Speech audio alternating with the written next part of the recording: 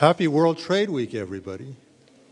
And it's especially a happy World Trade Week for us at the ITM department because we've just learned that ITM will be receiving the Export Appreciation Award from the United States Department of Commerce at the kickoff breakfast for World Trade Week. And we'll give out information about how people can come and attend, and it would be great if you guys would sign up. Thanks for coming to today's very special meeting of Talking Trade. My name is Tom Pollack, and I'm proud to be serving on the board of FIT's ITM department. I also taught here and enjoyed that too. It's an amazing school, and it has an amazing group of students. And I would highly recommend, if you're coming from industry and you're looking for employees or interns in any aspect of international trade or for international foreign trade, from production to compliance, customs, banking, branding, sourcing, licensing, logistics, marketing, management, tariffs, or international fashion law, this should be your first resource. I really mean that. I went to Cornell, but I chose an FIT ITM major to be my vice president in charge of production and sourcing. Thank you, Christine Pomerantz, our intrepid leader at FIT's ITM program, for asking me to be your MC tonight. And I want to welcome you all to the 54th of our Talking Trade talks, which have been going on for 21 seasons. These lectures are designed to bridge the gap between classroom instruction and the real world of industry experience. This will be, I'm sure, a lively discussion about China's super consumers, changing China and changing the world. Thanks to the United States District Export Council, the Manhattan Chamber of Commerce, and its president, Nancy Plager. Thanks also goes to HSBC Bank and Charlie Ryan, its senior VP in charge of international trade. We have all collaborated with FIT's ITM department to make this possible. Welcome students in industry in the audience. Welcome students online. Welcome to the press. And I would like to, at this point, thank Professor Melissa Hill and Cheryl Fine and Alexandra Mann for arranging the press attendance. I'd like to thank Nicole Martin, Ann Elmer, James Pierce, and Michael Zavros for arranging the event in the background. Now, this talk is being videotaped for educational purposes for World Trade Week, so please use a microphone if you're asking a question. And I'd also like to welcome the classes of Professors Delson, Mewson, and Levinson-Weil. You know, when I first visited China over 40 years ago, in 1974, consumerism was not only taboo, it was dangerous. The Marxist doctrine was the creed of China's Cultural Revolution, from each according to his ability to each according to his need. According to his need. You didn't get anything except what you needed, and you were lucky if you got that. 40 years ago, everyone wore the same clothes, a Mao suit in either gray or blue, and the identical hat of the people. Now, the elite shop at the Giorgio Armani shop on Shanghai's Bund. 40 years ago, almost nobody had a car. Some of the lucky people had bicycles. Now, China is the world's biggest market for BMWs. During the Cultural Revolution, people were afraid to express themselves. Opinions that did not reflect true Mao Zedong thought were considered dangerous.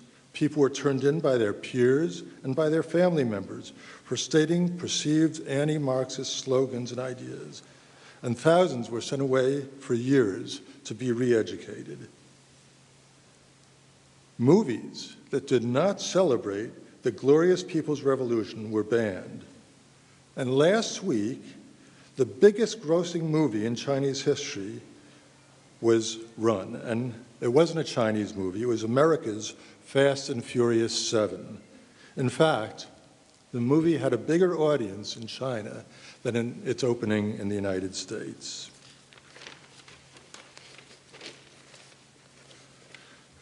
40 years ago, Business was conducted by trading companies, state-run trading companies, not by private companies. Foreign ideas and products were not welcome. Many Chinese considered us, who were among the first there, to be guilao, which means foreign devils. Now they call us Lao Pengyo, which means old friend. Some of the brand names for the Chinese products did not translate well for English-speaking markets, and we had to use the brand names that they told us we had to use 40 years ago. Now, for example, the brand name for men's underwear was Pansy brand. That did not translate well for this market, or for most of this market. Now, every luxury brand in the world is represented in Chinese society. Even the Chinese women riding on their scooters to work wear gauze face masks against the pollution that bear the logos of Louis Vuitton or Burberry plaid patterns. This decade, China may well pass the United States as the biggest consuming nation in the world, and China now boasts 430 billionaires, second only to the United States in number. And it's amazing to me that while China has changed so dramatically in the last 40 years, I have hardly changed at all. So how in 40 years did China get here? How did they go from the Cultural Revolution to the Consumer Revolution? What does this mean for China, for the United States, and for the world? Well, to answer that question, we have two speakers who can each give unique perspectives on the subject. 150 years ago, in 1865, Hong Kong Shanghai Bank opened its first office in Shanghai. And with the exception of the years of the Japanese occupation from 1941 to 1945, they have been not only witnesses to, but also key players in a century and a half of trade between China and the rest of the world. Please welcome HSBC's Assistant VP, Jason Merritt, who will give us his insights on Chinese currency exposure and discuss in detail the internationalization of the renminbi, the Chinese currency. Jason? Thank you. So as Tom pointed out, HSBC started as we connected the East and the West, and that was our goal. We wanted to be a trade bank we started in Europe, and we wanted to be able to have trade operations be able to be conducted with Asia. So our goal was, all right, how do we penetrate this growing market in Asia? Some think that we got very lucky by our mandate to go to Asia at a time that before it was really the economies that they are today, and we did, because by being there and being being a familiar brand and being a familiar franchise in China, it has helped us tremendously in banking internationally and being a bank that is known as a true global bank because of our ability to have penetrated all of these markets that are very hard to penetrate for banks that are trying to enter into them now. And so what we have found, and where we have been in the forefront, is with China is in regards to the renminbi. So the Chinese renminbi, the currency onshore in China, and how they have changed things and what they have done to internationalize their currency. So it really started in the last half decade or so that they decided that, what we're going to do is we're going to make our currency deliverable. That might not seem like a big deal, but where it was traditionally, or how it was set up traditionally, you had to go, if I wanted to get Chinese renminbi, I had to send dollars to China and they would have to be converted onshore in China. As you evolve and you become a more developed market, your goal is to make your currency as tradable and as free-flowing and as you can, so that you promote the ability of your currency to be used in things like letters of credit, even with foreign exchange transactions, which is where I work in, and give you the ability to not just make it difficult to get your currency, but make it very easy and make it, hoping that investors and companies and just the economy in general grows through your currency being more available. And so really where we've been able to really help with this market and help with the going out and helping our customers that are all U.S. companies is how can they use this now tradable currency to help save them money. And you know, really it's because of how it was set up before and sending dollars over to China and having these funds be converted to renminbi onshore, there were situations where they were getting charged too much maybe for these conversions, or they didn't know what the rate was. So there was a lot of opportunities for U.S. companies to gain from having someone convert it before it gets onshore. And so that's really been how we've been able to help companies. So, I mean, I think what I'd like to do is really talk about how the economy has changed, especially, and really touch on the last 5 years, and stick to really the currency side of things, and talking about doing business in China, how those things have changed as well, and kind of that was their mandate was to make doing business in China easier, to make funds coming into China easier, and that's something that they've blown markets away by how fast they've been able to do this, and then really just kind of talk about some situations where we've been able to help customers promote renminbi flows, and where we've seen it they've really been able to take advantage of this and really kind of add some savings. But the China economy in general has, right now, it's the second biggest economy in the world, and some could argue that it should be the biggest economy based on how much they've grown, and a lot of things are helping to contribute to their success. And as I alluded to, obviously the internationalization of the renminbi, and their goal of the renminbi is for it to become a reserve currency. So what does that mean, reserves? When you think of reserves currencies right now, we have the United States dollar, which is the main currency that everybody looks at. You have the euro, you have the Japanese yen, you have the pound. So what would that, with China being a reserve currency, it makes it so, and being included in the special drawing basket, which is what a reserve currency is included in, they have the ability for central banks to now hold Chinese renminbi. So it promotes, again, the trade and the flows of their currency. So that's kind of over the last 5 years, that's been that's the top of the mountain for them. And so they've had to, again, do many things and take many steps in order to get there. And it's something that they will be reviewed this year, as a matter of fact, to see if they will be included in this basket of reserve currencies, which, again, no one thought 5 years ago this would even be possible. Other things that they've done now is that with capital markets. So if I'm a U.S. business and I want to grow into China, I want to go there, how am I going to get funding? What are some things that I can do? You can now actually issue debt and issue equity as a business in China in renminbi.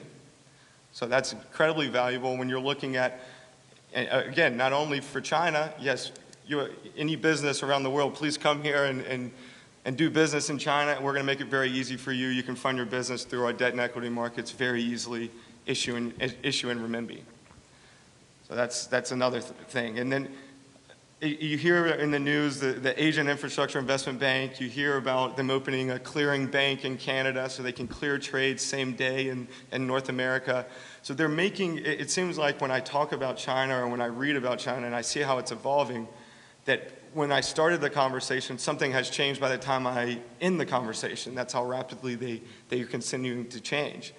So, we can talk more about that if there's specific questions, but the goal and kind of more so about what they're doing, and kind of the main goal again is to make sure that eventually they become one of these reserve currencies. And in order to do that, they must make all of these things that I've just addressed very easy and very easy for companies, individuals, consumers to take advantage of. And so now specifically how I've helped businesses and how we've been able to work with companies is one, on invoicing in renminbi. So why does that matter? And I touched on it previously, but why is that important, or why would that save a U.S. business money? If you take somebody let's take you make shirts in your United States brand, and you're growing your brand, and you realize where traditionally you had gone to China because a shirt costs you $10 to make here, and in China it costs you $5. So you can see, all right, I'm saving, it costs me half. It's half of what it costs me to make it here. So I'm going to go to China. That's automatic savings. By sending dollars, these companies were basically saying, these Chinese suppliers were saying, we will handle the foreign exchange risk for you by allowing you to send your currency, which is the US dollars, to pay for these shirts. But we're going to charge you 2, 3, 4% on top of that invoice for us to manage this foreign exchange risk. As a Chinese supplier, I'm receiving a currency that is not my functional currency.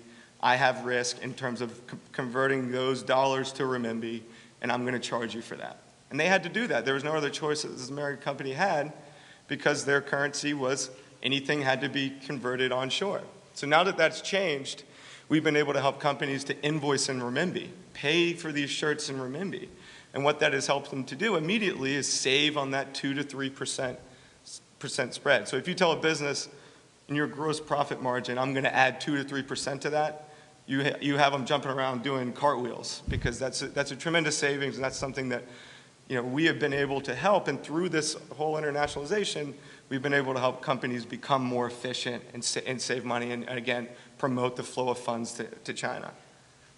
Other ways that we've been able to help companies are through capital injections. So I alluded to it earlier.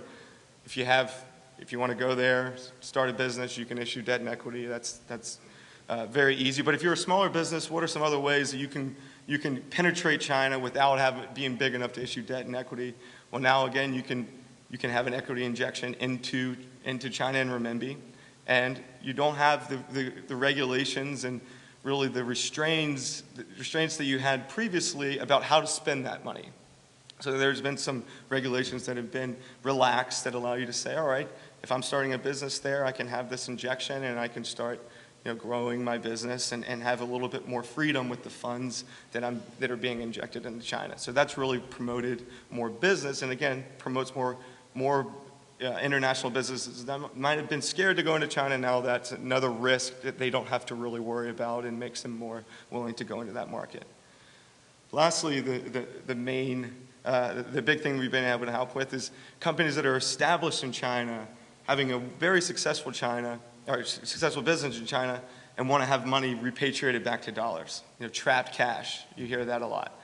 So this is obviously was a big issue, and we hear about this in many other locations, not just China, but really because of the central banks controlling the flow of funds and controlling what goes in and what goes out.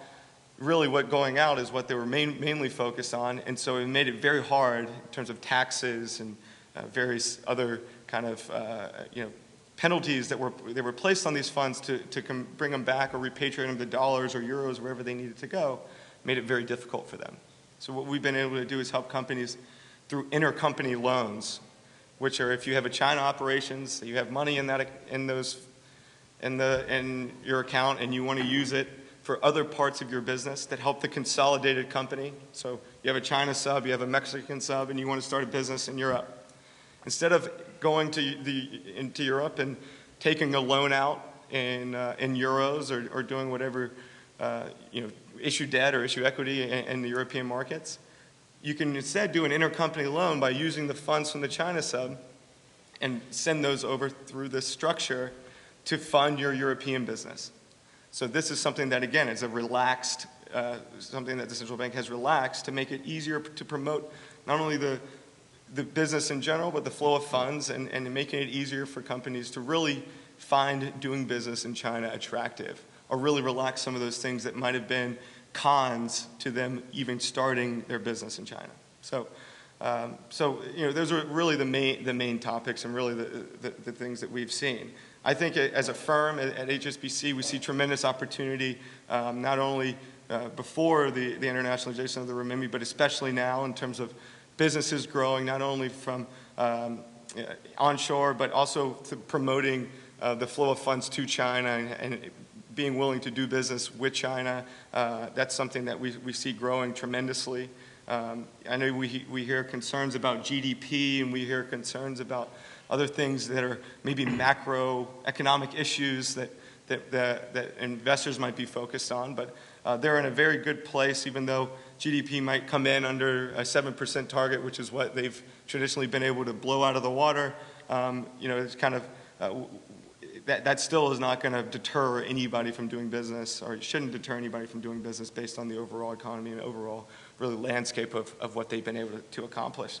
The only other thing that we're projecting is an interest rate cut, which again is something that might promote the loosening of central bank policy. That's something that could be scary, but again, China's a different place in terms of how they have to mitigate the risk that are associated with what they're doing, from the internationalization of the renminbi to anything that they're doing onshore. So some of these things that they're stepping in to do are going to pay off and be necessary in the long run. So again, we promote business there, and we see it definitely growing in the near and long term. Thank you very much, Jason. Thank you. Now our next speaker is Michael Zakor. And Michael is the Vice President of Tompkins International and its China, Asia, Pacific practice leader. Tompkins has for years helped lots of businessmen and women, from leaders of small firms to Steve Jobs himself, find their way through the maze of Chinese business, customs, laws, and nuance, and government, all of which complicate Chinese trade. Michael is also the co-author of The Chinese Superconsumer, which I've just finished, and I'm happy to recommend strongly to anyone who's interested in the subject. Please welcome Michael Zakor.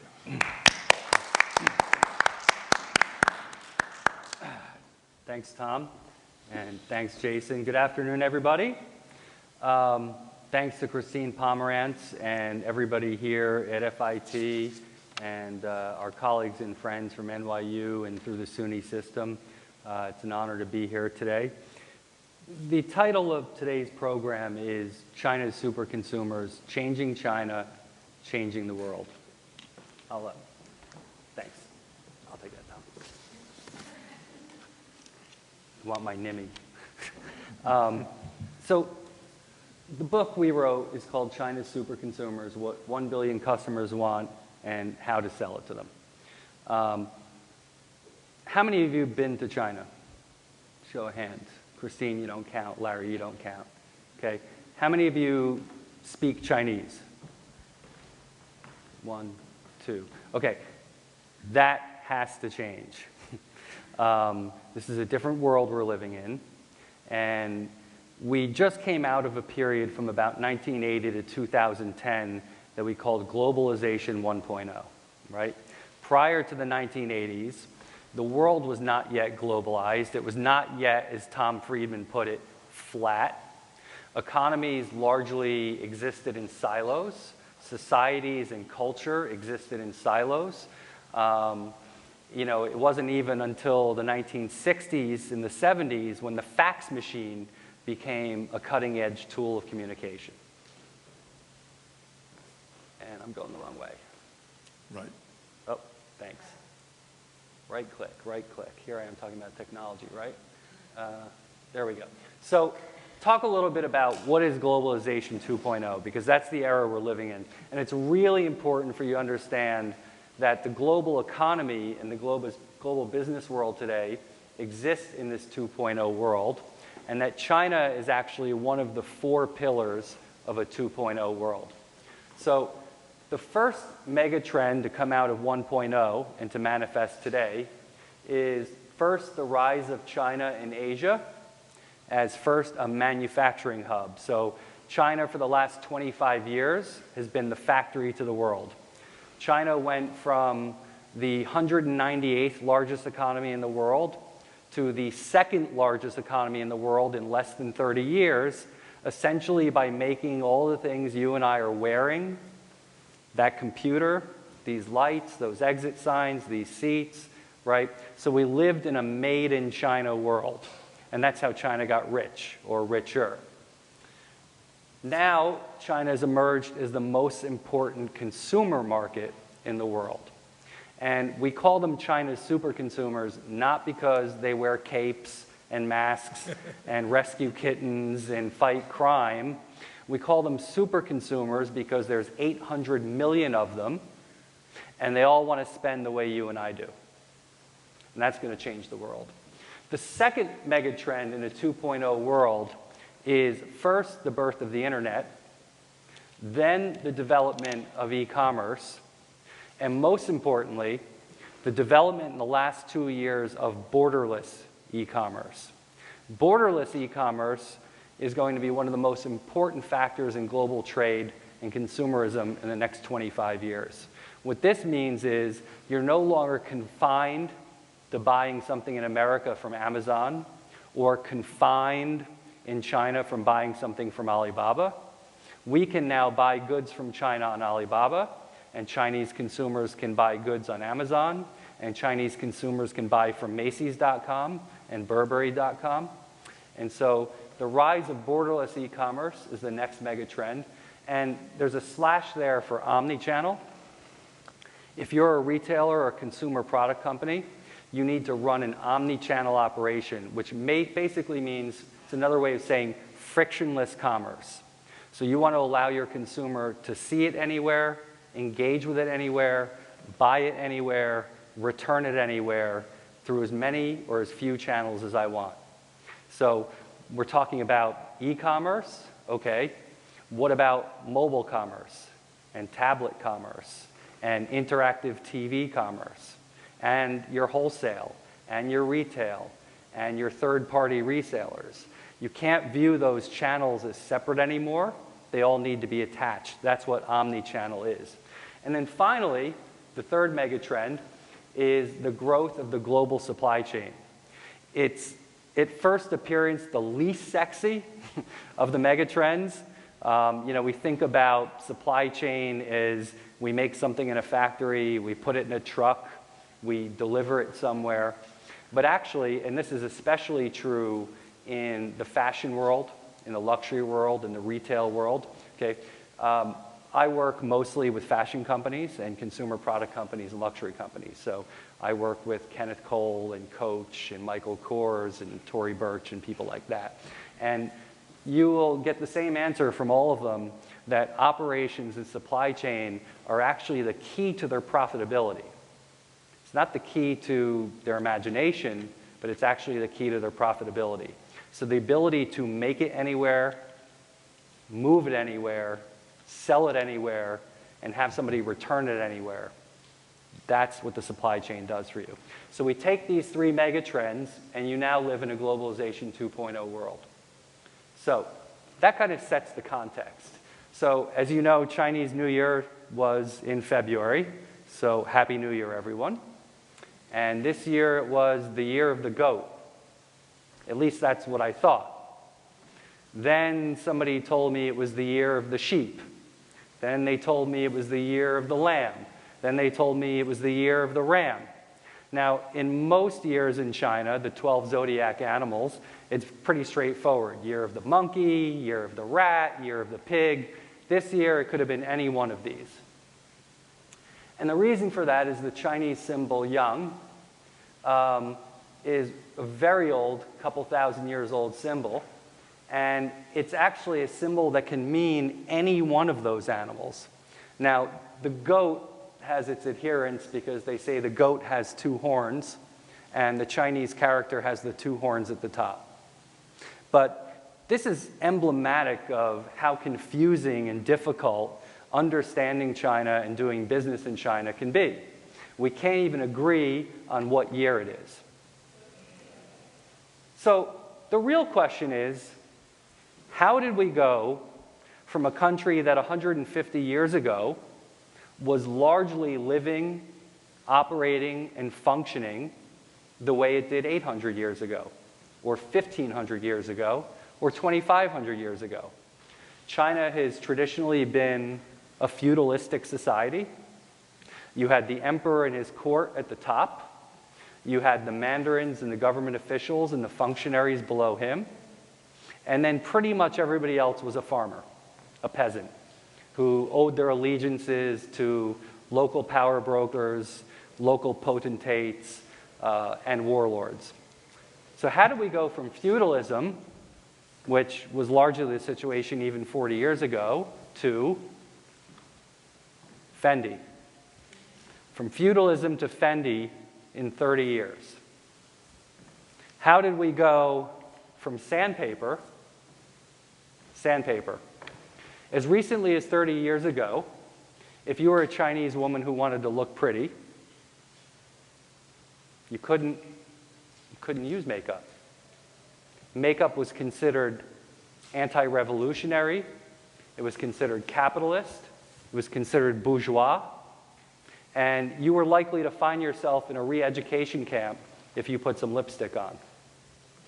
Now, even we go back 25 or 30 years ago, when in 1978, the opening up and reform movement started, which opened China to the world, you were allowed to wear makeup. The problem was you couldn't buy any. It just wasn't available. And so what women were doing during this period was they were taking sandpaper and rubbing it on their cheeks and rubbing it on their lips so it would look like they were wearing rouge and lipstick. So how did we go from sandpaper to Sephora? Sephora, this year, opened their largest flagship store in the world. 5 floors, 50,000 square feet, 235 brands. And it wasn't in Paris, and it wasn't in New York, and it wasn't in Rome. It was in Shanghai. Sephora has almost 250 stores in China today, including flagships in the 6 largest cities in China. So again, we asked the question, how was it in 30 years we went from sandpaper to Sephora, from feudalism to Fendi? Well, we know this guy. Chairman Mao was the leader of the Communist Party, and at the end of the Chinese Civil War, the communists were victorious, and in October 1949, Chairman Mao stood atop the Gate of Heavenly Peace in front of the Forbidden City and declared the founding of the People's Republic of China. And it was a really important date because it was the first time in 100 years that China had no interference from outside countries. The foreign imperialists were kicked out of China, and for the first time, China was made whole again. And so Mao brought the country together and started to build the new China. Through the excesses of the Great Leap Forward and the Cultural Revolution, and by the late 1970s, when China's economy was a zombie, some people started to say to themselves, we need to think a little bit differently about China's place in the world and how to employ and feed and take care of 1 billion people. So we fast forward 40 years, and we're now in the era of Chairman Ma. How many people here know who that guy is? Okay, again, if you don't know who he is, you're going to know very soon. Jack Ma, 15 years ago, was selling books and trinkets and CDs on the side of a road in Hangzhou, China, because he wasn't making enough money as an English teacher. So his better alternative was selling trinkets on the road. And the first time he saw the internet in China, and it was very limited 15 years ago, he had a dream that someday the internet would become as important in China as it is in the rest of the world. And he, very much like Steve Jobs and Steve Wozniak, founded a new company in his garage, and he called it Alibaba. Alibaba today generates $260 billion a year in revenue in China, in one country, in China. That makes it the largest e-commerce company in the world. To put it in perspective, the second largest e-commerce company in the world is Amazon, and they did $100 billion. And the third largest e-commerce company in the world is eBay. They did $76 billion. That means Jack Ma generated $100 billion more in revenue than the second and third largest e-commerce companies in the world. Jack Ma is bringing Alibaba and the Chinese internet and Chinese e-commerce global. You can already today go to 11main.com and start engaging in e-commerce in the US, and that's an Alibaba property. So we went from feudalism to Fendi, we went from sandpaper to Sephora, and we went from Chairman Mao to Chairman Ma in 30 years. So what's the roadmap? All of this has changed in 30 years. How do you go from 3,000 years of entrenched history and a way of doing things to the second largest economy and the fastest growing consumer market in the world? If you're a brand, if you're a retailer, if you're a service provider, if you're a bank, how do you even begin to approach that? Okay, you start here. You start with history, culture, language, philosophy, and mindset. Because in China, history matters. Things that happened 500 years ago matter today. The language, the characters, they're 3,000 years old. They matter today. If you get your characters wrong when you're translating your name, you're going to have a problem, right? When Coke first went to China, they had somebody translate their name. And what they did was they took a phonetic translation. They took the Chinese characters that sounded the most like Coca-Cola, and they went with it. A few months later, they were finding they weren't selling any Coke. And in fact, people were shunning the brand, and they couldn't figure out why. Until somebody came and told them that their translation was actually saying, "Bite the wax tadpole." I have no idea what that means either. You know, Pepsi, not to be outdone, when they first went to China, their slogan at the time was, "Pepsi brings you to life." They translated that, and people read it as, "Pepsi brings your dead ancestors back to life," which in a culture where ancestor worship is really important is not a good tagline. So it's really important to start with history, culture, language, philosophy, and mindset, because all of those lead to the purchase decisions that Chinese consumers make. The biggest mistake that Western companies make is they see a Chinese consumer who's using an iPhone, who's wearing a Zegna suit, who's carrying a Burberry bag, and they think, well, we won. They finally came around to our way of thinking. We've westernized them. And the truth is, we may buy the same things, but the purchase motivator for me and you and somebody in Shanghai and Beijing is very, very different. And understanding history, culture, language, philosophy, mindset is how you get to that purchase decision. So when we're looking at a brand or a retailer in the China market, we always want to start with what we call the Chinification scale, right? The Chinification scale. So whether you're a brand, you're retail, a service provider, an e-commerce company, the first question you have to ask yourself is, how much do I need to change my business, my brand, my operations, and my products to be successful in China? Or conversely, how little should I change and still be successful? So on the one extreme, we have Amway. Amway is the world's largest direct sales company, direct marketing company, peer-to-peer selling, pyramid scheme, whatever you might want to call it, right?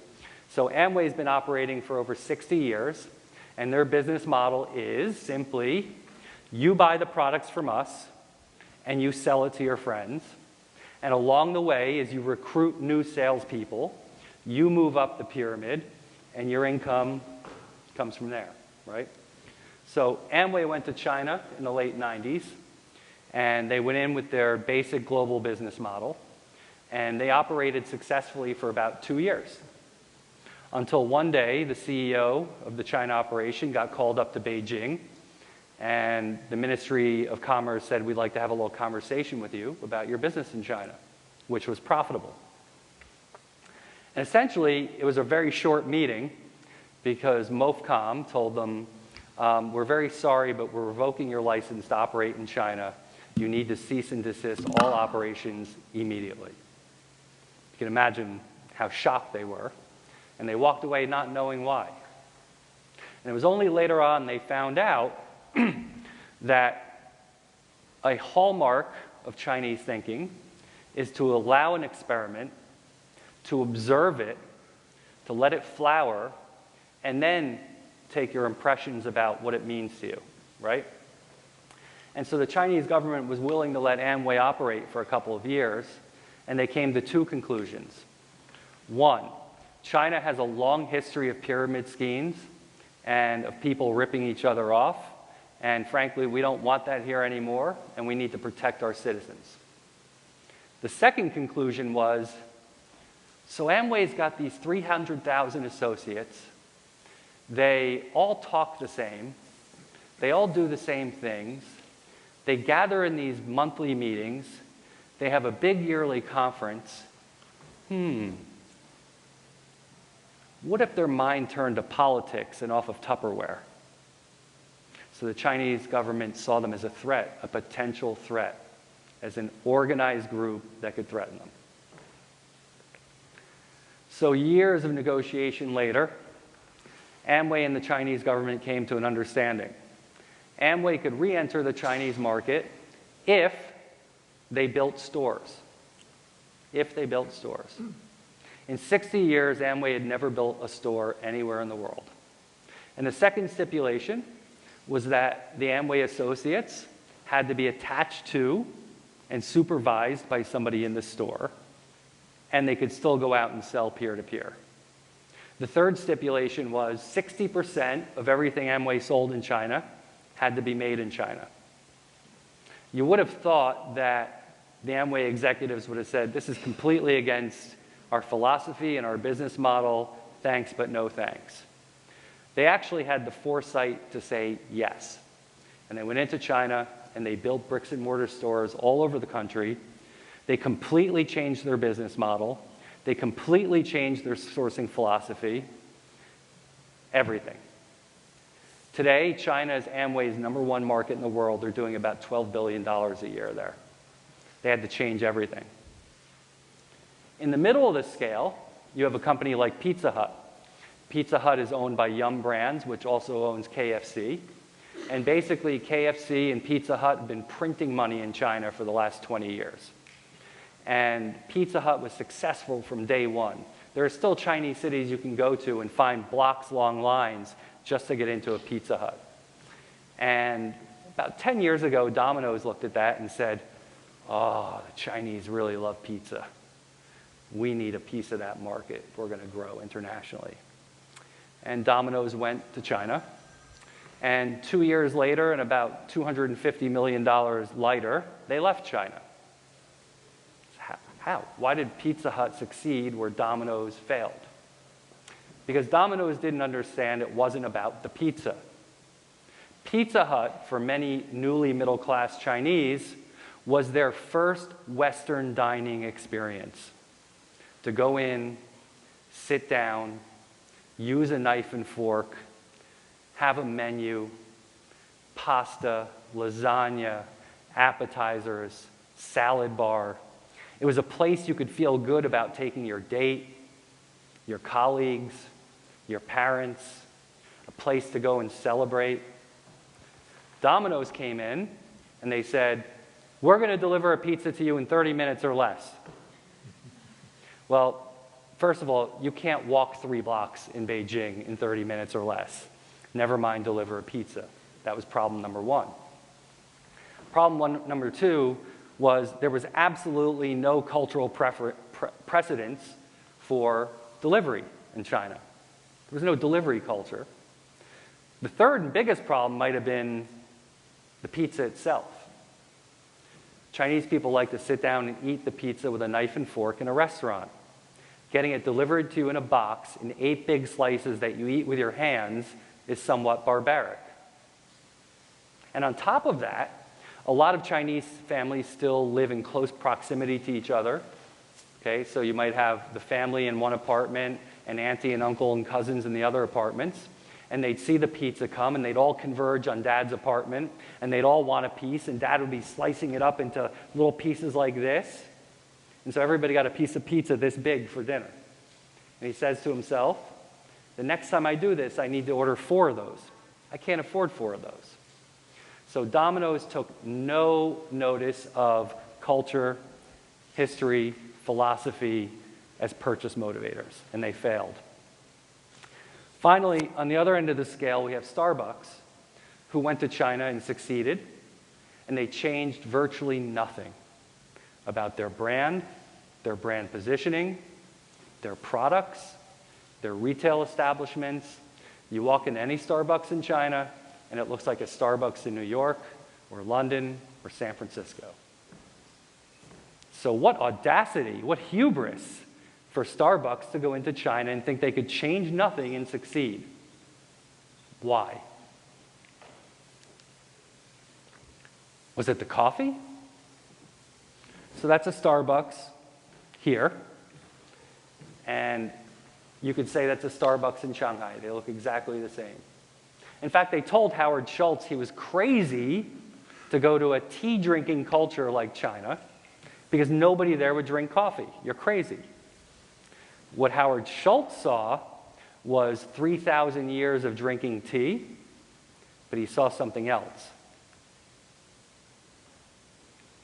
3,000 years of tea house culture, right? So Starbucks' value proposition globally is we are the 3rd place. You have home, you have work, and you have Starbucks. You come here before work, you come here after work, you come here on your break, you come here to socialize, you come here to play games, you come here to write. We are the 3rd place. Well, China's had a 3rd place in their culture for 3,000 years. So Howard Schultz brought the tea house back to China, and the coffee was largely irrelevant. Last summer, China became Starbucks' #2 market in the world after the United States, surpassed Canada. So when we look at these Chinese super consumers, we need to look at who are they? What's the big picture here? So the first one is the changed demographics and increased urbanization in China, okay? Urbanized citizens are consuming citizens.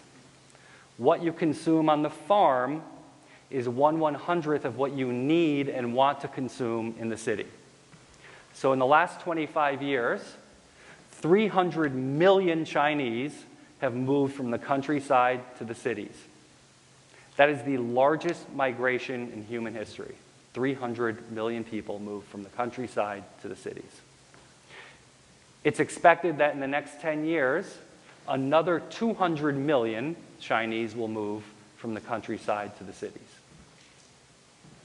You've also got the macroeconomic situation, which Jason adroitly touched on, which is it's now the 2nd largest economy in the world. There's something called the purchasing power parity index. I get that right? Okay. And that tells you that actually today China is the world's largest economy. So we could argue back and forth on which it is, but first, second. Either way, in real terms, China will probably surpass the United States in about 5 years to become the largest economy in the world. Okay. Then we talk about scale. Okay. There are 1.3 billion people in China today. The United States is the 3rd most populous country on earth, right? So you have China, India, the United States. We have 300 million people. We're China's 0.3. We're their rounding error, okay? Of those 1.3 billion people, right now, today as we speak, 500 million of them are shopping online. So China's got 200 million more online shoppers than we have people, and we're the 3rd biggest country on earth. That's scale. We've also got China going global. Last year, about 125 million Chinese made outbound trips. In other words, 125 million people traveled outside of mainland China for business and pleasure. and they made an average of 2 trips per year per person. That number is expected to grow to about 175 million in the next 2 years, and perhaps as many as 250 million in 5 years. There's not even a close second. There's not even a close second. And already today, Chinese travelers are #1 in per capita spend per trip. So every time a Chinese person makes a trip outside mainland China, they spend an average of $7,000.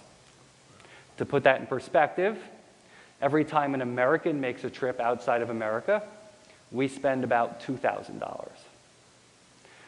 It's expected that not only will there be 160 million travelers, but they're going to travel 4 times a year instead of 2. So if you're an airline, a hotel, a retailer, a luxury service provider, a bank, I hope you're preparing for that. And this leads into what we call the China global demographic, okay?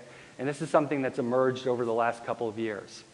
Essentially, in the old days, and by the old days, I mean 10 years ago, you would go to China, you would set up your retail operation, you would send your products over there, you'd do your advertising and your marketing and your social media, and you'd engage, and you would sell your products to somebody on the street in China, okay?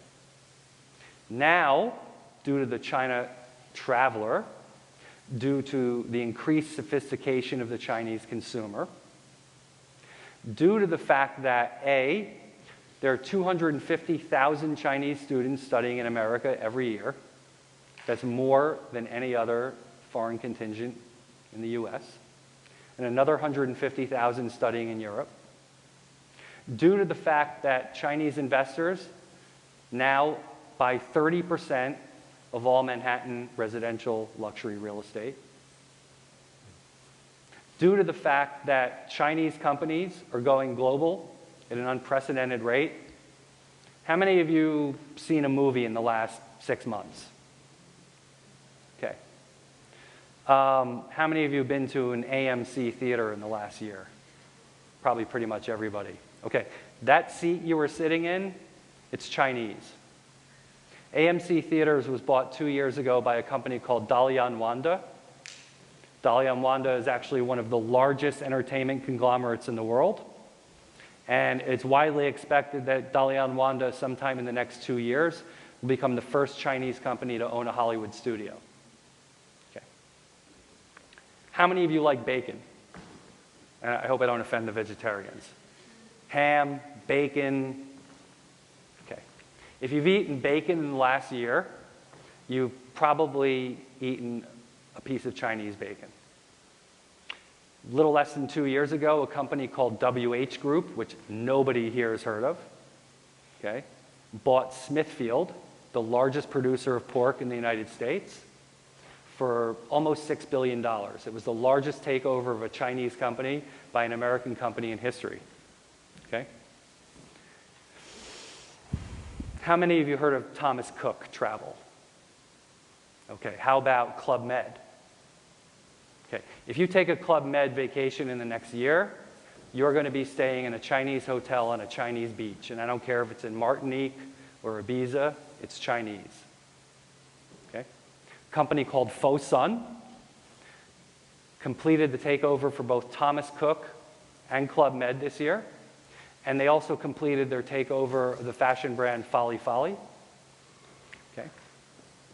So you have Chinese companies going global, you have the Chinese state going global, you have the Chinese currency going global, but most importantly, you have the Chinese consumer going global. These are the macro trends right now. Sorry. Okay. Further on scale, why do we say there are 800 million Chinese consumers? That really seems almost unbelievable. In a way, it still seems unbelievable to me. Well, what's even more unbelievable is all of that has happened in only 30 years. And so largely, Chinese consumption and consumer society has developed in 3 stages over 30 years. The first stages were in the mid-90s to the late 90s, when China opened up to the world, when entrepreneurship was encouraged, when Chinese companies went from state-owned to privately owned, you had that first class of moneyed Chinese. And the first ones to rush to China and meet them were the European luxury brands. So you saw Prada, Gucci, LV, Omega, Rolex. These were the first companies really into the China market. But that was still a relatively small group of consumers. Depending on who you talk to, 50 to 100 million people. Again, maybe a third of the US population. The second wave of Chinese consumption took place from the late 90s through about 2010. That's when we saw the growth of the middle class, which today numbers about 350 million. That is when we saw thousands of brands from around the world go to China. Okay? So now it was just no longer the luxury brands, but mid-level brands, premium brands, even some mass market brands. And by the time that period was over, we had about 300 million legitimate Chinese consumers. What's happened between 2010 and 2015 is the age of the China consumer, super consumer, has broken free. And we number that there are legitimately 800 million people in China with some level of disposable income. On one end of the scale, that could mean a farmer who used to brush his teeth with coal, meaning he's using Crest. On the other end of the scale, it's one of those 453 billionaires buying 200-foot super yachts that they moor in Shanghai or Qingdao.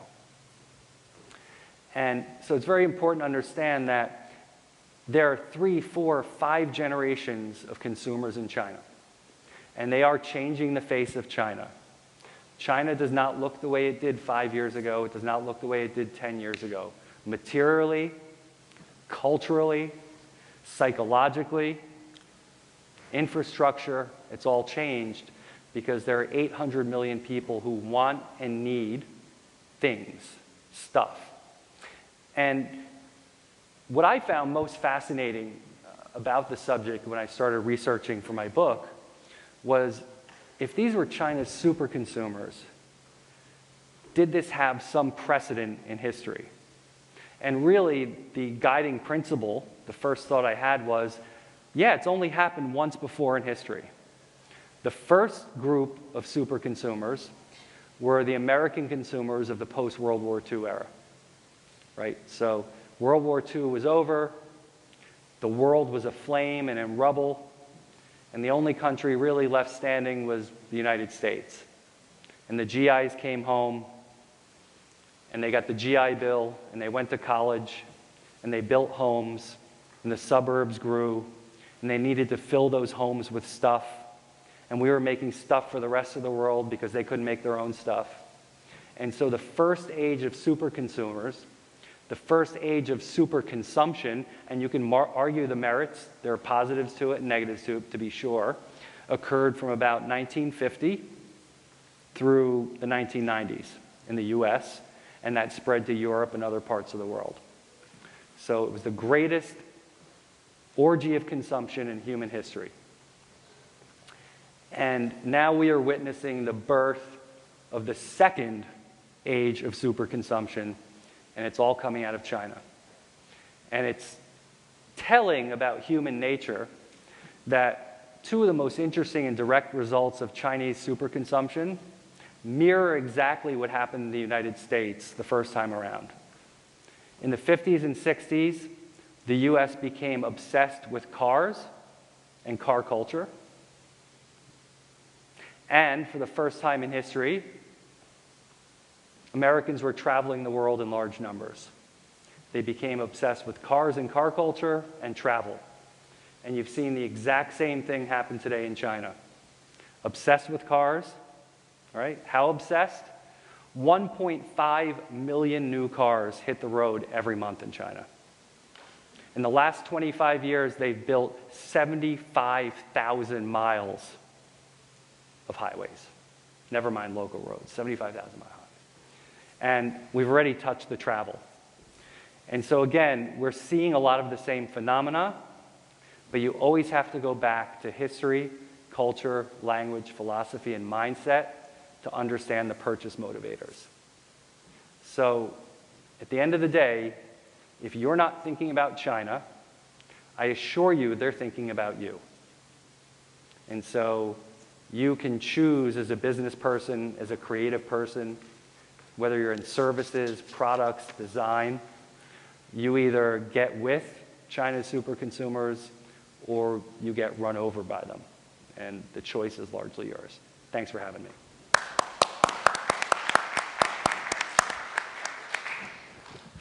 Thank you so much, Michael. And now, Jason, Michael, and I will be happy to welcome questions from the audience. And for those in the audience, in the amphitheater, before you ask your question, please wait for a microphone and state your name and affiliation. And this is important because the online students who are taking the course online need to hear the questions. And who's got a question? My name. Anybody? I can't see. Well, I guess I did a perfect job, Okay, right? You know up everything. there. Hold on. Wait for the microphone.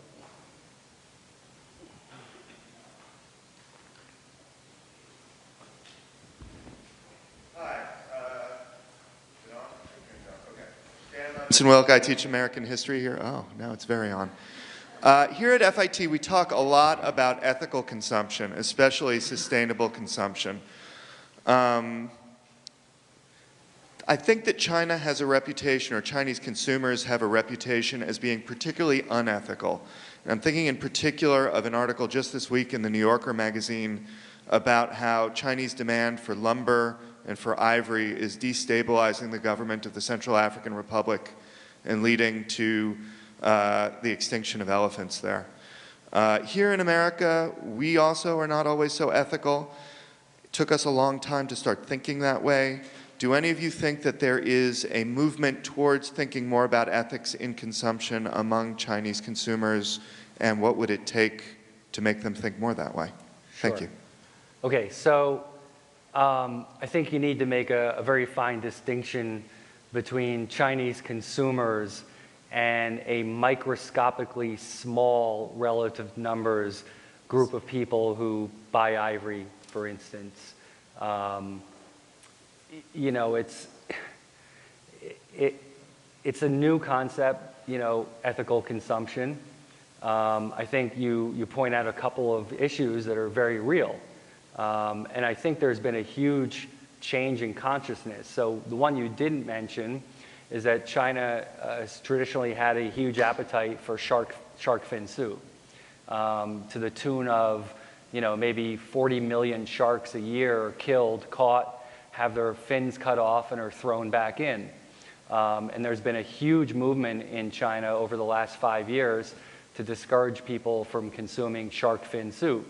And the last time I read, consumption of shark fin soup in China has gone down 40% in the last 5 years. But again, I mean, we could cherry pick a couple of things like that that are fairly isolated. When I think about ethical consumption, and you mentioned timber, again, I think we need to separate the consumption of natural resources from the consumption of consumer products and goods, right? So I think those are two very different conversations. But, you know, there is a consciousness that's growing now.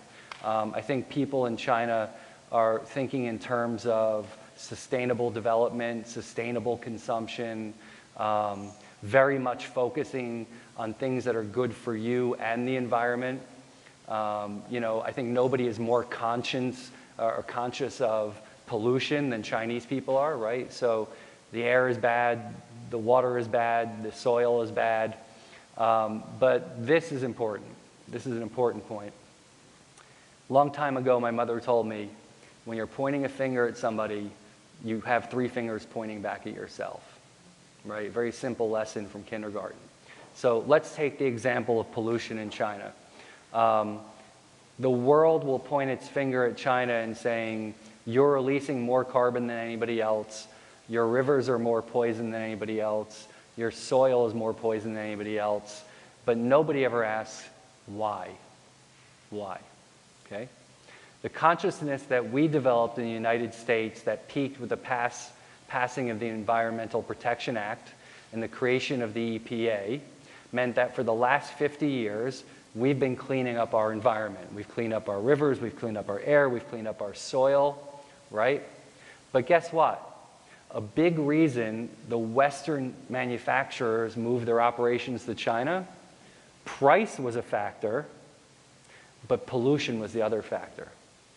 They could no longer operate their businesses in the United States and Europe the way they used to, okay? And now let's be clear about what made in China means, right? Made in China doesn't mean, and hasn't meant for 30 years, that Chinese companies imagine products, design products, brand them with Chinese names, and ship them around the world. Made in China means for every product that's made in China, there is an American or European company who said, I can't make this here anymore, I will go over and make it there. And the Chinese factories take the order, and they make the process, and the American company comes back and says, I can't pay $2 for that. I need to pay $1. Okay, so the Chinese company says, I got to make it any way I can to please that guy to make it $1. So my point is, all of the dirty industries that we had here, right? The chemical plants that polluted the Hudson, right? The refineries that were polluting our air. You know, go all the way back to the 1911 Triangle Shirt Factory fire here in New York. What was it? It was a bunch of immigrant European women working in a sweatshop that caught fire, and hundreds of them died, right? You can take it all the way back there through the 70s and 80s, and China's pollution problem is actually our pollution problem. We shipped our dirty manufacturing and our pollution to them, and for the sake of a profit, they're suffering. So you got to be careful when you point fingers. Next. Hi, my name is Hillary Penna, and I'd like to know, what role do you think China is going to play on Latin America, specifically in Argentina and in Brazil?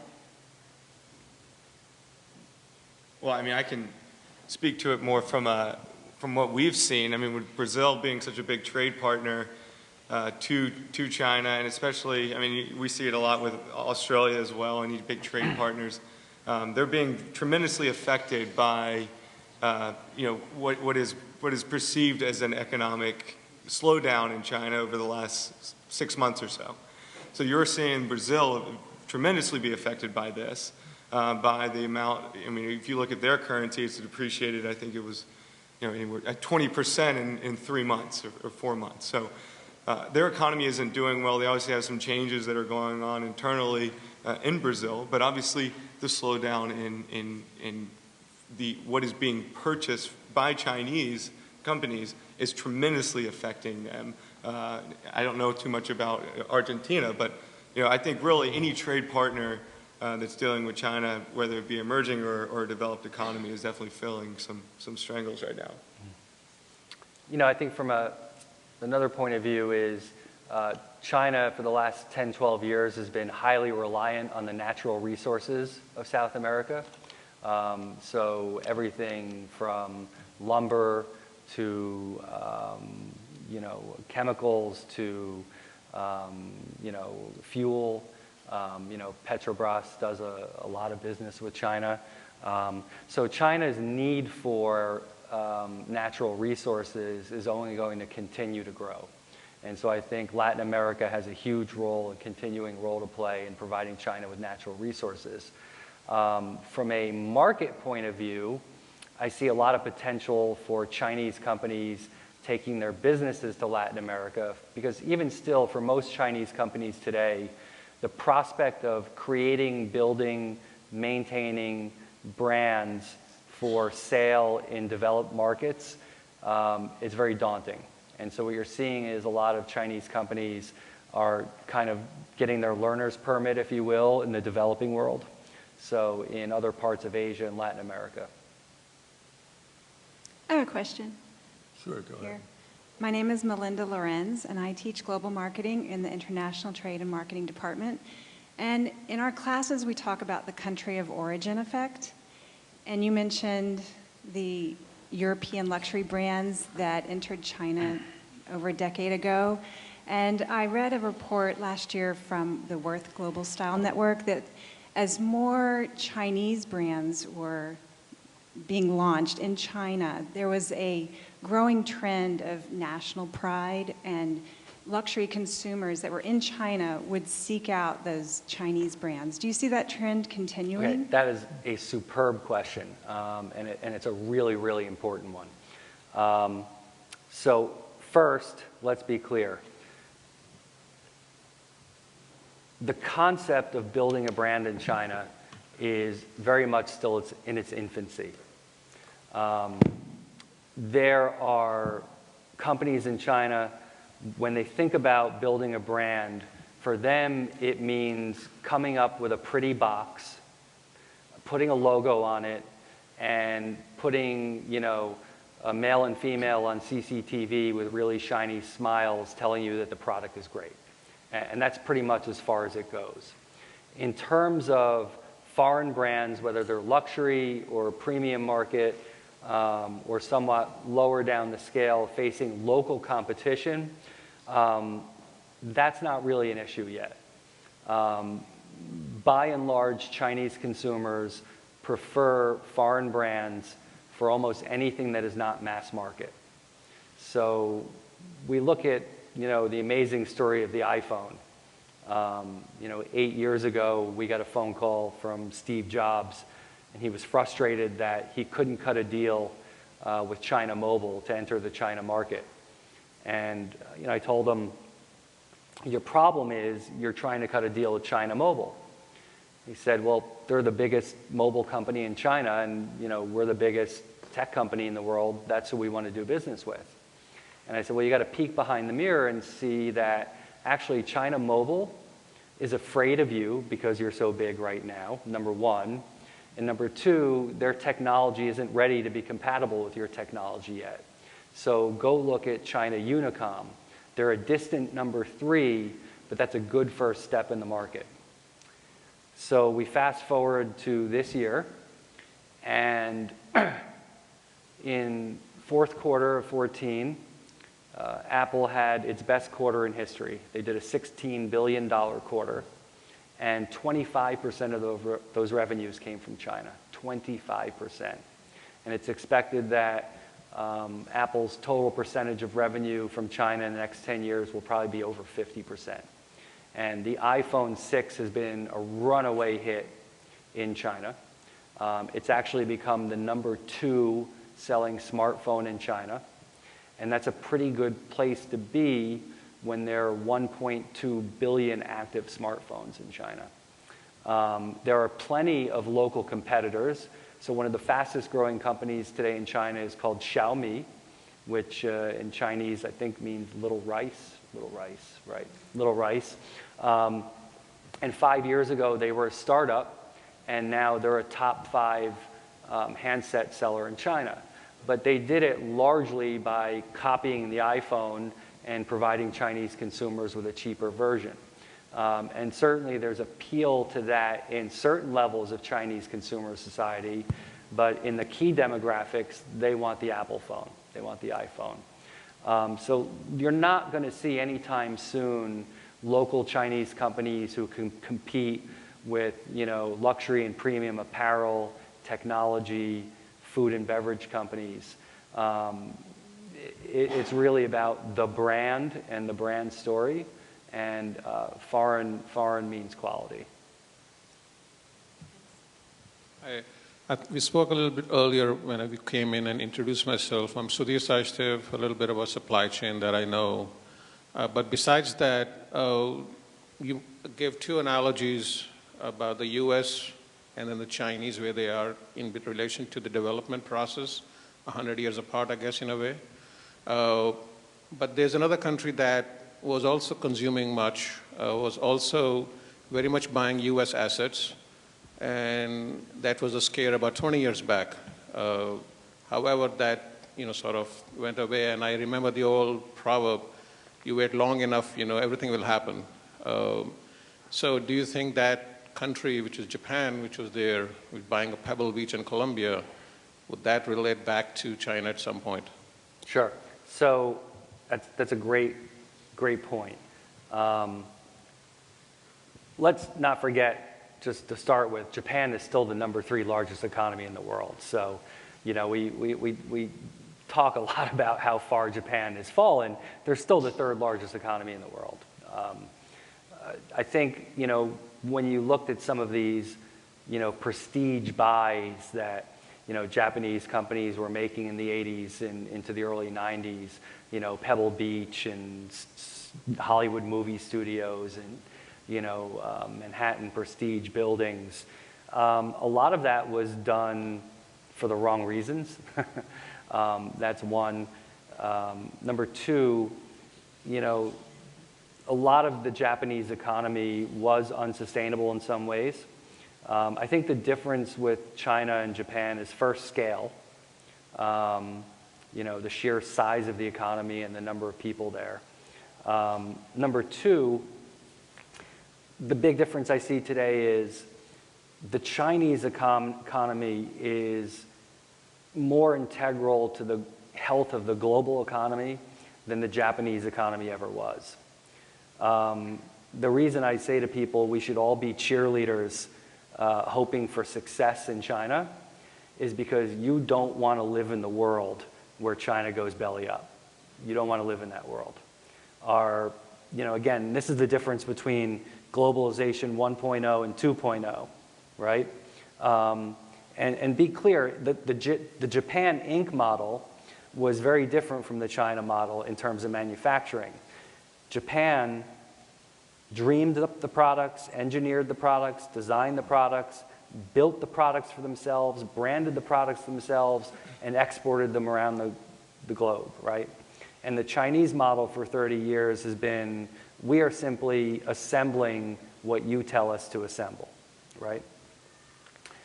What has happened in the intervening years, though, is China has looked at the lessons of Japan Inc., and it's also looked at the lessons of the disintegration of the Soviet Union, and they've internalized those lessons, and what they're really good at, in a lot of ways, is the long-term planning. So, but the bigger point to me is, in a 2.0 world where economies are connected, people are connected, technology is connected, a world where China fails is a world where we're all going to fail. We're too interconnected. China owns $1 trillion worth of our debt. Hi, my name is Valentina. I just wanted to know if the U.S. made strides in regressing manufacturing back to the U.S. Do you believe that we would be able to recuperate some of that consumerism that's going to China? That is one of the most common questions I get when I'm traveling around the world. My answer to that is, you don't want that manufacturing coming back to the U.S. You start with a simple thought experiment. When you dream about your child's future, do you dream about him going to Columbia or Georgia Tech and becoming an engineer or a fashion designer, a business leader? Or do you dream about him working on a dirty factory floor assembling shoes? Okay, so I think we could, yeah, you have something to say?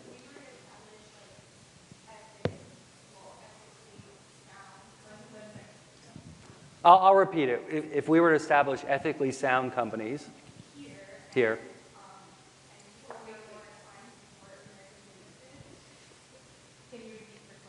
and people were trying, I understand, let me summarize her point is, if we could develop ethically sound manufacturing in the United States and we could support local business, wouldn't that be a step in the right direction? Is that summary? Okay, so that's a good added point. Here's the problem. Since the dawn of the Industrial Revolution in the late 1700s, manufacturing has been a living organism that moves around the world to where the conditions are right for it. So you need cheap labor, you need energy sources, you need design and innovation, okay? And you need good infrastructure and ports. So it started in England, it moved to other parts of Europe, then post-Civil War, it became America, then in the 70s it went to Taiwan and Hong Kong and Korea, and now it's in China. And I got some news for you. Low-end manufacturing is already fleeing China. So it's moving to Africa, it's moving to Vietnam. So there are actually Chinese companies now who are outsourcing their manufacturing to Cambodia and Laos, okay? Those low-end, low-value-add manufacturing jobs, they're never coming back to the West, and trust me, you don't want them to. Now, here's the future, though. The dirty little secret about the Japan and US and Germany is that while they're the 3 largest consumer markets in the world, next to China, they're also the 3 largest manufacturing economies in the world. So we have this image in the US that manufacturing does not take place here anymore. It does, to the tune of us being the 3rd largest exporter of goods in the world. You don't see it as clearly because we're not exporting 100 million pairs of shoes. We're exporting 1,000 Boeing jet engines. We're exporting 900 Boeing jets. We're exporting 2,000 super consumers. So the dollar value is very high, but the visibility is very low, right? And where the world is turning, and here again, where you say, what's China doing? Part of their vision, it's called China 2025, is they want to move a huge portion of their economy towards technologically focused manufacturing, producing technologically focused products. So the old China model was, we make shoes in China because we have cheap labor, good ports, good infrastructure, and we can afford to buy the machine from Germany and Japan that helps us make the shoes. China 10 years from now wants to make the machine that makes the shoes and sell those to Laos, Cambodia, and Soweto, and Egypt. Okay, follow? So, you know, this idea that manufacturing is coming back, it may be. We need to grow manufacturing in the US, but we don't want the low-end, low-value-add manufacturing of the past. You know, I'll just add to that what we're saying. I mean, our economists talk a lot about the trade-weighted value of a currency. So that what has happened is the dollar has actually depreciated on a trade-weighted basis tremendously over the last 15 years. So if you look at manufacturing and how it's improved and increased in the United States, and to your point, it's things like Volkswagen buying plants in Tennessee because it's cheaper to make a Volkswagen and ship it to Germany than it is to make it in Germany. And that's, again, because of this trade-weighted value of the dollar and it selling off. I think it was, at its peak, I think it was 24% that it depreciated on a trade-weighted basis. Now with this rally that we've seen in the dollar recently, obviously that's been, you know, it's kind of eaten up what it was or what our advantage was. But let's say it's appreciated 10%. We're still ahead. We're still doing well from a trade-weighted basis in terms of promoting exports, and that's what we're seeing. I know that when you look at central bank interaction and what Janet Yellen is thinking about, her main concern is that exports are lowering. We're not exporting what we should be, and we're not seeing those numbers increase the way she would like them to be increased. So I think that that's a lot. You know, you think about when is the U.S. central bank going to increase rates? I think a lot of the reason that we haven't increased rates is because of the export data that we're receiving. Obviously, you have inflation, you have jobs data that's very important. But I think this trade-weighted value of the dollar is something that is tremendously important in regards to bringing manufacturing back to the United States. And again, the right manufacturing and the way that, you know, the things that we want to manufacture here and we're good at. I have an online question. Okay. This is from Ashley Roberts. She is a small business owner. Art Collide is her name of her business. Hi, everyone. Thank you for taking the time to speak to us all today. It's been very informative and helpful, My name is Ashley Roberts, and I started a business within the past year to help artists and small businesses build an online presence, a website, social media, SEO, etc. How long do you suggest a new business is primarily based on that is primarily based online should wait to attempt to enter the Chinese market? And this is a question for Michael Zakor. Okay, thanks for the question, Ashley, and congratulations on starting your business. You know, the opportunity for online engagement and e-commerce in China is the biggest opportunity in the world. But we do have a saying in my office, which is, don't ever do a new idea in a new country first. So, you know, it's really important to get yourself established in your home country first and to build scale, and perhaps even experiment with foreign markets that are culturally more similar to you. So, you know, if your first international expansion, and this goes true not just for online businesses, but any business, it's very difficult unless you have huge scale to make China your first international market. You know, it's a 180 difference in philosophy, in culture, in language, in mindset. Maybe it's better to go on a 50-degree change and, you know, start with Canada, and, you know, maybe look at the UK. You know, without knowing too much about your business, I can just say that in general, that's a tough first move. On the other hand, China has one of the most vigorous and really exciting contemporary art scenes in the world. In fact, I'm much more impressed by what's coming out of China in terms of contemporary art than I am in anywhere in Europe or the United States. So Ashley, if you want to send me an email, send me an email, and I'd be happy to talk to you about it more offline. And frankly, that goes for anybody in this room. I have an open door policy. So if any of you want to exchange information and, you know, phone calls, emails, I'm very happy to help. Well, we're almost out of time. Is there anybody who wants to ask one last question? Hi, Michael. Larry Delson. Here it comes. Here it comes. I just want to make a very brief question for you. To what extent do you think the impact of Xi Jinping's anti-corruption policy will have on the luxury end of consumer spending? Okay. By the way, Professor Delson is an old friend of mine, and I emphasize the word old. Sorry, Larry. But he's a mentor to me, and Larry knows more about China literally in one finger than I'll ever know or forget in China. So I'm actually surprised that that's the question I got. I was expecting something much worse. Just so for background, what Larry is asking about is when President Xi took office almost 3 years ago, China runs on a cycle of leadership that runs every 10 years. And so President Xi and his administration took office about 3 years ago.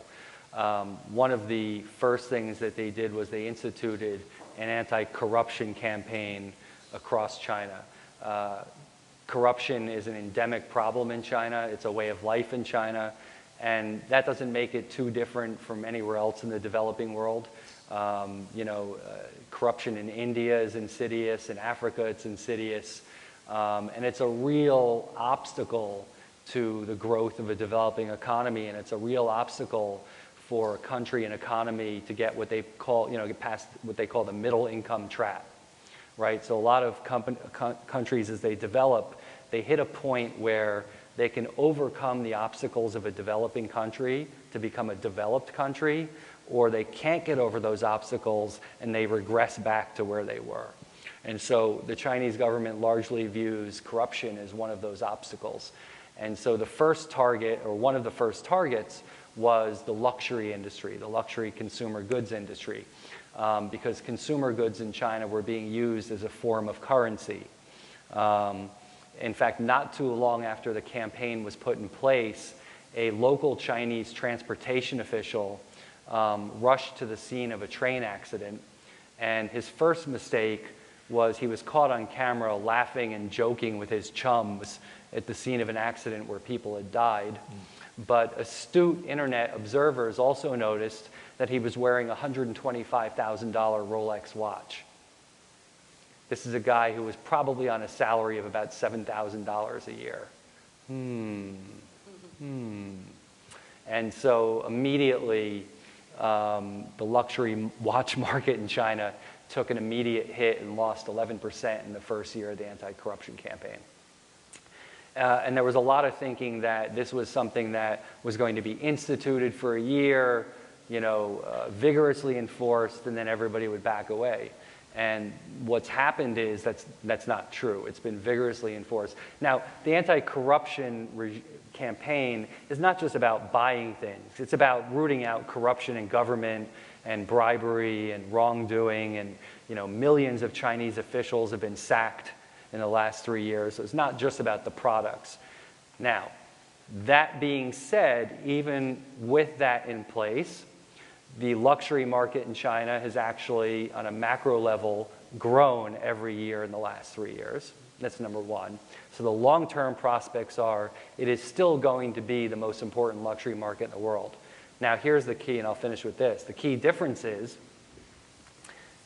today, Chinese consumers account for 1 in 3 luxury purchases made in the world. 1 in 3. So for every BMW, Rolex, Prada bag that's bought in the world today, 1 in 3 is purchased by a Chinese consumer. The difference between today and 5 years ago is that 60% of those purchases are being made outside mainland China. So what's actually happened is the convergence of the China global demographic with the Chinese traveler and the anti-corruption campaign has resulted in 30%, 60%, right? So I've had some luxury companies who are my clients come to me and say, it looks like our sales in China are off 6% this year. We're in trouble. And I said, actually, let me look at your books and let me look at your global sales figures. And when we break it down, we find out that their sales to Chinese consumers are actually up 60% year on year. But those sales are taking place in Paris, New York, Rome, and Hong Kong, and not just mainland China. If I may just add, in March this year, the Wall Street Journal had an article stating that, to Jason's point about the currency, the value of the currency, Chinese were buying Chanel bags in Europe rather than in China because they were half the price that they were in China. So what advice would you give global fashion companies in order to have stable pricing? Well, actually, when I read that, I kind of chuckled to myself because behind the scenes for 3 years, my message to luxury firms is you can no longer view this as just the China market. You need to view it as the global Chinese consumer, which means you need to harmonize your prices, harmonize your brand image, harmonize your operations, harmonize your supply chain. And so this has been going on behind the scenes for a couple of years. And it's part of a larger trend, which is keep your pricing, your brand image, and all of that consistent globally now. That's the future. Thanks. I want to thank you both for coming. And I had a few backup questions. I didn't have a chance to ask them because you all asked such good questions in the audience. So I thank you all very much as well. If anybody's thank you very much. interested in the book, I have some copies up here. And if anybody would like to ask any of us questions off stage, we'll be happy to answer. Thank you.